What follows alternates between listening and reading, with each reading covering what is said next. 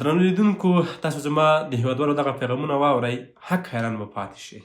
یو ورځ به د 100 روپیو باندې به موږ څه شو وکړو. بڑا سخت خفه یم. اوله ښه وروڼه اوس ولکه زه د شپې ښکوله کېږي زه د ګاډۍ چلوم. السلام علیکم ورحمت الله. قدرمنو لیدونکو الحمدلله ښې د روژې مبارکه میاشت رانږدې ده. موږ ورته خوشحاله یو. دا هغه میاشت ده چې په دې کې ډېر ثوابونه او اجرونه شته.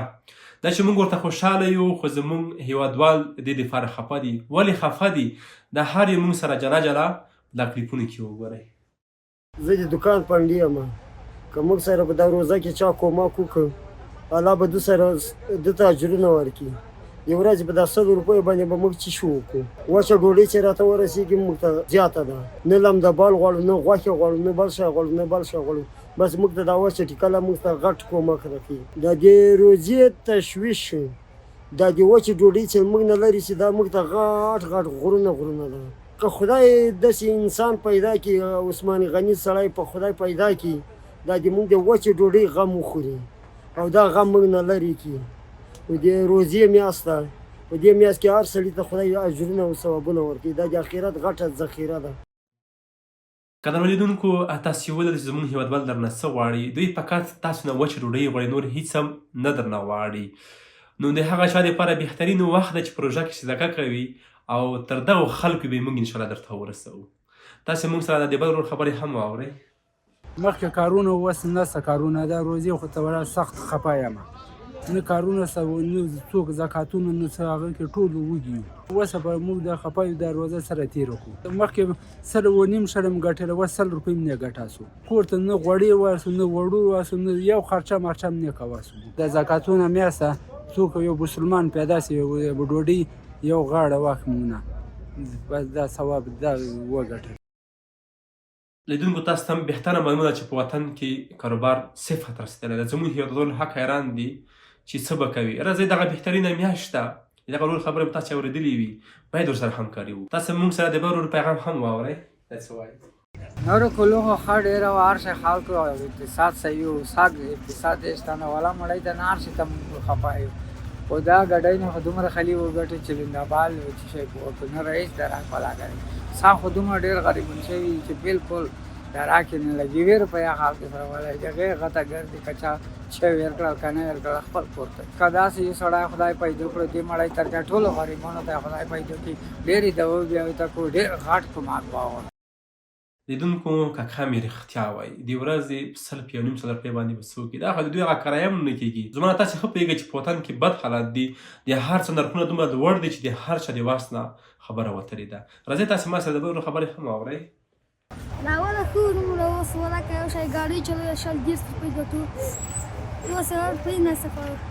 څوک چې موږ سره روژې میاشت هم څوک موږ سره زکاتونه هغه وکړي خدای به ورته اجرونه ورکړي. لکه اوس چې مخکې ښه وو اوس خو نشته چې 100 روپۍ ورځې ګټو او ټول کور په مې را په غاړه ده. دا زکاتونه میاشت که چا د ډوډۍ په غاړه راته واخیستله دوه یې ورته کوو. لیدونکو تاسو زما د وطن د کلالي مشهور خبرې اورېدلې وي. د ده وخت دغه ده چې دی باید تعلیم وکړي او زده کړې وکړي. خدای د وچې ډوډۍ په ارمان دی. بهترین وخت نه دی د هغه چا دپاره چې په همدغه وخت کې صدقه وکړي او دوی په موږ باندې حق لري. راځئ دوی ته د دوی حق ادا کړو، په دغه دنیا باندې ادا کړو. راځئ لیدونکو موږ سره دا بله کلیپ هم وګورئ. زه د شپې ښکوله کېږي زه د ګاډۍ چلوم. خو مخته دومره مشکل نه و. مزدوري ښه وه. هر شي ته مو بچت جوړېدو، غلې ته جوړېدو، مریضۍ ته جوړېدو، هر شي ته. خو ساک د یو کول کېږي چې بالکل مزدوري کمزوري شوي دي، هر شی کمزوري شوي دي. مزدوري نشته. غلې بوجۍ ته والا که بچت پوره کېږي. یو غوړی والا خلطه یې سم درېیمه ورځ بیا نه وي، ختمه وي. ځکه چې څه شی کوي 1 کیلو غوړیا نه دي کېو نو یوه شي ته والا که بچت کېږي. والا ساک دارې وښی چې وړو بوجۍ قیمت سي زه یې په قرضه وړم هغه اوس والا بوړه شوي دي. دې ته خفه یم چې د درې مو ته په قرضه روکي که نه به یې روکي. یوه پله رژا سره راغلله خو رژا کې خو موږ مزدوري پرېښه نه وي ځکه چې هېڅ شی نه وي. سودا هغه شته نه، مزدوري نه شو کولی. تنده وي، لوږه وي او بیا موږ والا که چوټي کړو ځکه چې خلخنار سې سپېدو او خپله مزدورۍ ته وځو. خو مزدوري وي نه نو په 80 په 100 څه شی وشي کوم شي ته یې بچت کوي چې بل ځای نه دې ګټل هڅوک نه وي. نو که خدای پاک داسې څوک مهربان کړ د رژې ته یو کومک موږ سره د مړۍ وکړو یا د هغه چې د مړۍ نه خولو شوه که نه چې د غلیم نه خولو شوه دا موږ سره ډېره کومک ده ډېره مرسته ده چې نوره خدای مهربان دی نوره دومره شی په سره پیدا کېږي دا د زکاتو د صوبو میاشتو دا کې چې هر څوک مرسته وکړي خدای پاک به اجرونه ورکوي خدای پاک به دغې بدله ورکوي د خور غریب موږ د خور غریب اجز سره چې څوک مرسته وکړي انشاءالله چې د بدله به خدای پاک ورکوي نو خدای د توفیق هر سړي ته ورکړي چې د خور غریب لسمینای وکړي د خور غریب سره مرسته وکړي په بعد ورځ دغه چې رجال روانه دی ولاکه هیڅ طریقه وي ولاکه په رجا کې به څه جوړ کوم څه ته بچات لیدونکو تاسې به د دغه ورور خبرې هم اورېدلې وي چې په سپینه ږیره باندې اخته ګډۍ چلوي دوی خپل زحمت باسي خپله خواري کوي دا چې نرخونه لوړ دي او دوی پسې فامیل ده او نه رسیږي نو فقط دوی له موږ نه هغه حق غواړي کوم حق چې الله ورکړی دی راځئ هغه حق دوی ته په همدغه مبارکه روژه کې ورسوو دوی موږ نه هېڅ هم نه غواړي فقط وچه ډوډۍ غواړي موږ سره د بل ورور خبرې هم غواړئ راځئ ګډۍ چلوو څه درک نه لګي سبا یې راوځو بېګا پرې اتیا یا سل دغه دي اوس هم د 100 روپۍ نن ګټه دي 14 نفره زه یم خپله کیر کې روزه روانه د ثوابو میاشت ده داسې څوک پیدا شي د ډوډۍ کفیلت واخلي تاسو به زموږ د ورونو خبرې اورېدلې وي اکثر غوښتنه دغه وه چې موږ ته په دغه روژه کې د وچ ډوډۍ دغه پروګرام پیل کوي چې د دې نه خلاص شوم ښه خبره ده ولې چې دا د وړو او نورو شیانو نرخونه بیخي لوړ دي د دوی وسه نه رسېږي د دوی هغه بېچاره او بېوزله خلک دي چې د ورځې 100 شل یا 80 روپۍ ګټي دا د دوی هغه د کرایي هم نه کېږي دوی پسې په میلیونه غټ فامیلونه لري وسې نه رسېږي لیدونکو موږ په تېره روژه کې هم ډېری هېوادوالو ته د وچو ډوډۍ پروګرام شروع کړی و چې د روژې اول نه تر اخره پورې هره ورځ به راتلل یو نفر به 10 ډوډۍ کور ته وړلې